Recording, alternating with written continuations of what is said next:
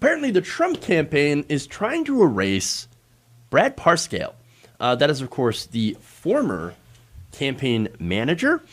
So now this is following his not only arrest, but some investigations into whether or not he was laundering money. So since Tuesday, the Daily Beast's Lachlan Markey writes, the campaign has removed a video of Parscale from the homepage of its Army for Trump election monitoring operations. So this is basically when they said, quote unquote, poll watchers, right? Or people to go and intimidate voters at the polls, which we've already seen happening in Virginia. They would go and they would try to intimidate people into not voting. And so understand what the army of Trump is. And so understand that in some places, they're breaking election law when they do that. And so that's very important. All right. So now it also deleted the page, a page on the main campaign website featuring a video of Parscale with Laura Trump, the president's daughter-in-law and senior campaign advisor. The video of their discussion billed as a Q&A in the state of the campaign has also been removed from YouTube. The deletions were first flagged on Twitter by Gerald Beer. Parscale, so he is being systematically and quietly removed from Trump world. Why? It's because he's in a lot of trouble, a lot of legal trouble. In fact, Parscale was replaced after some extravagant spending. The reports had come out on the campaign basically wasting tons, millions of dollars, and a lot of it ending up going into Parscale's pockets for really no noticeable move in the polls, which is really interesting.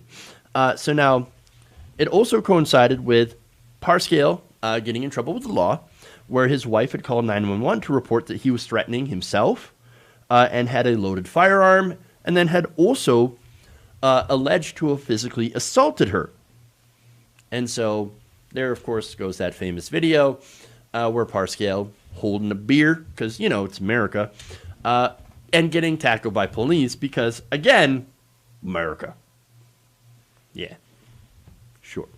Anyway, so now a separate report also claimed that Parscale, and this goes to the money laundering allegations, had stolen up to $40 million from President Trump's campaign and $10 million from the Republican National Committee.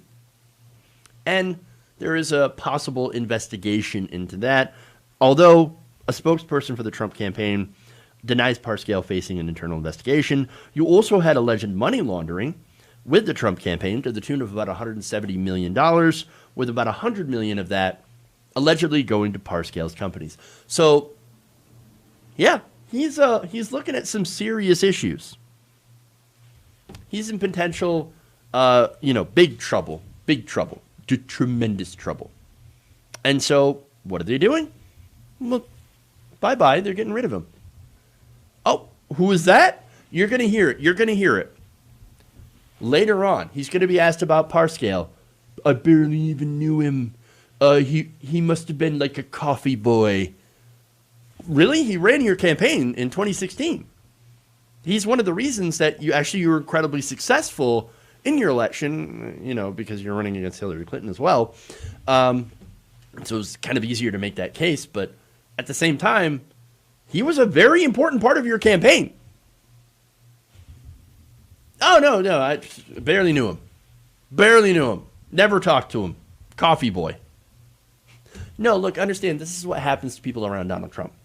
When they start to get into trouble, when they start to go down as a result of them doing business with Trump. Now, look, Trump attracts a certain kind of person. Understand, right? Now, he calls them the best people. Best at what? Being criminals? Yeah, because it seems like everyone around him is either a sucker or is taking other people for suckers. And we had a lot of that, the latter. And so Parscale made a lot of money off Donald Trump and in apparently, allegedly, some illegal ways. And so he was just like Trump, and now he's being taken out like yesterday's garbage. And this is what happens. And by the way, we've seen this pattern where someone is around Trump and gets built up and built up and built up. And for a while, they're riding high. Again, Parscale, Michael Cohen, who had been Donald Trump's fixer for years, for decades, riding high. And then comes the crash. And the crash is hard. In the case of Cohen, prison time. In the case of a lot of people around Donald Trump, prison time. But what happens to Trump? Nothing. Untouched. Untouched. And that is the pattern. He never, ever takes responsibility. And then those people that helped him get where he is today, well, they're forgotten. Again, taken out like yesterday's trash. If you enjoyed this video, please give us a like and share with your friends. You can subscribe and help out the channel by becoming a patron. It's patreon.com/Jeff Waldorf, or you can become a channel member as well by hitting the join button below.